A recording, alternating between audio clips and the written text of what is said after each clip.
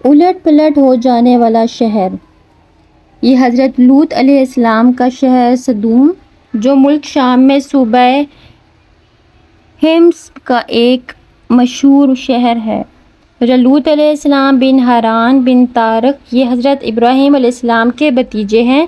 یہ لوگ عراق میں شہر بابل کے باشندہ تھے۔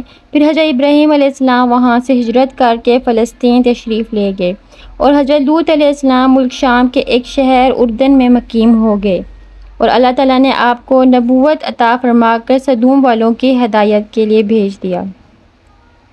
شہر سدوم کی بستیاں بہت آباد اور نہایت سرسبز و شاداب تھیں، اور وہاں طرح طرح کے اناج اور قسم قسم کے پھل اور میوے بکثرت پیدا ہوتے تھے۔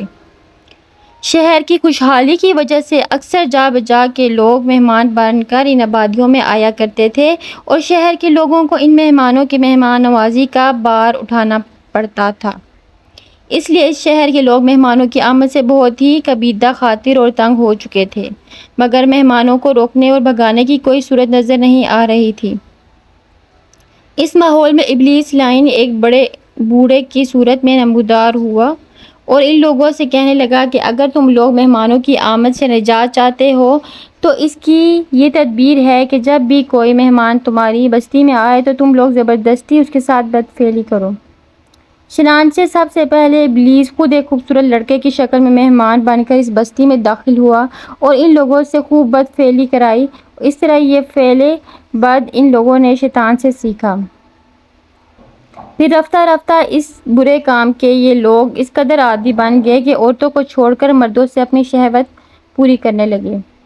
چنانچہ حضرت لوط علیہ السلام نے لوگوں کو اس فعل بد سے منع کرتے ہوئے اس طرح وعظ فرمایا کہ سورۃ الاعراف کی آیت کا ترجمہ ہے: اپنی قوم سے کہا، کیا وہ بے حیائی کرتے ہو جو تم سے پہلے جہان میں کسی نے نہ کی؟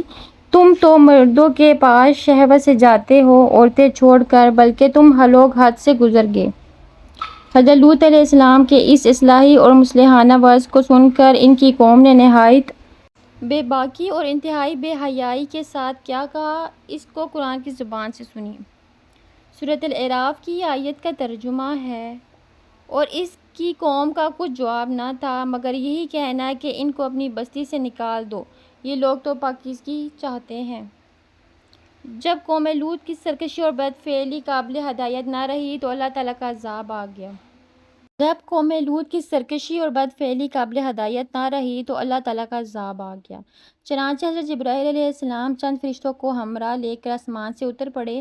پھر یہ فرشتے مہمان بن کر حضرت لوط علیہ السلام کے پاس پہنچے، اور یہ سب فرشتے بہت ہی حسین اور خوبصورت لڑکوں کی شکل میں تھے۔ ان مہمانوں کے حسن و جمال کو دیکھ کر اور قوم کی بدکاری کا خیال کر کے حضرت لوط علیہ السلام بہت فکر مند ہوئے۔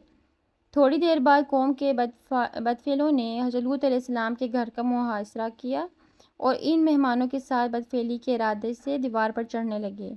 حضرت لوط علیہ السلام نے نہایت دل سوزی کے ساتھ ان لوگوں کو سمجھانا اور اس برے کام سے منع کرنا شروع کر دیا، مگر یہ بدفعل اور سرکش قوم اپنے بیہودہ جواب اور برے اقدام سے باز نہ آئی۔ تو آپ اپنی تنہائی اور مہمانوں کے سامنے رسوائی سے تنگ دل ہو کر غمگین و رنجیدہ ہو گئے۔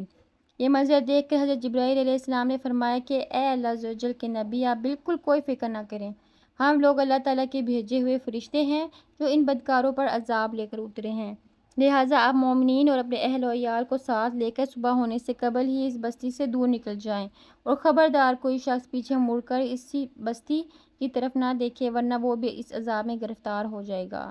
چنانچہ حضرت لوط علیہ السلام اپنے گھر والوں اور مومنین کو ہمراہ لے کر بستی سے باہر نکل گئے۔ پھر حضرت جبرائیل علیہ السلام اس شہر کی پانچوں بستیوں کو اپنے پروں پر اٹھا کر آسمان کی طرف بلند ہوئے اور کچھ اوپر جا کر ان بستیوں کو الٹ دیا، اور یہ آبادیاں زمین پر گر کر چکنا چور ہو کر زمین پر بکھر گئیں۔ پھر کنکر کے پتھروں کا مینہ برسا اور اس زور سے سنگ باری ہوئی کہ قوم لوط کے تمام لوگ مر گئے اور ان کی لاشیں بھی ٹکڑے ٹکڑے ہو کر بکھر گئیں۔ عین اس وقت جب کہ یہ شہر الٹ پلٹ ہو رہا تھا، حضرت لوط علیہ السلام کی ایک بیوی جس کا نام وائلہ تھا، جو در حقیقت منافقہ تھی اور قوم کے بدکاروں سے محبت رکھتی تھی، اس نے پیچھے مڑ کر دیکھ لیا اور یہ کہا کہ ہائے رے میری قوم! یہ کہہ کر کھڑی ہو گئی۔ پھر عذاب الہی کا ایک پتھر اس کے اوپر بھی گر پڑا اور وہ بھی ہلاک ہو گئی۔ چنانچہ قرآن مجید میں حق تعالیٰ کا ارشاد ہے کہ سورۃ الاعراف کی آیت کا ترجمہ ہے، تو ہم نے اسے اور اس کے گھر والوں کو نجات دی، مگر اس کی عورت وہ رہ جانے والوں میں ہوئی، اور ہم نے ان پر ایک مینہ برسایا، تو دیکھو کیسا انجام ہوا مجرموں کو۔ جو پتھر اس قوم پر برسائے گئے وہ کنکروں کے ٹکڑے تھے، اور ہر پتھر پر اس شخص کا نام لکھا ہوا تھا جو اس پتھر سے ہلاک ہوا۔ اس واقعے سے معلوم ہوا کہ لواطت کس قدر شدید اور ہولناک گناہ کبیرہ ہے کہ اس جرم میں قوم لوط کی بستیاں الٹ پلٹ کر دی گئیں اور مجرمین پتھروں کے عذاب سے مر کر دنیا سے نیست و نابود ہو گئے۔ منقول ہے کہ حضرت سلیمان علیہ السلام نے ایک مرتبہ ابلیس لعین سے پوچھا کہ اللہ تعالیٰ کو سب سے بڑھ کر کون سا گناہ ناپسند ہے؟ تو ابلیس نے کہا کہ سب سے زیادہ اللہ تعالیٰ کو یہ گناہ ناپسند ہے کہ مرد مرد سے بدفعلی کرے اور عورت سے اپنی خواہش پوری کرے۔